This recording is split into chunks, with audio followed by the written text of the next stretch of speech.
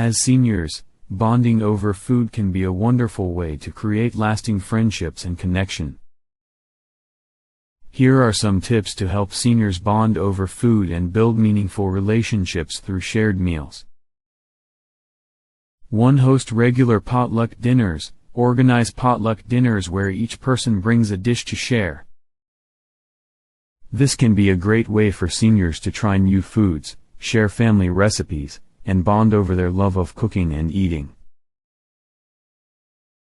2. Plan themed dinner nights. Choose a different theme for each dinner night, such as Italian night, Mexican night, or comfort food night. This can add an element of fun and variety to your shared meals and give seniors the opportunity to explore different cuisines together.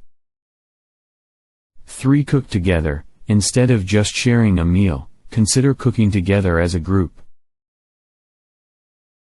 This can be a great way for seniors to work together, learn new cooking skills, and bond over the process of preparing a meal from start to finish.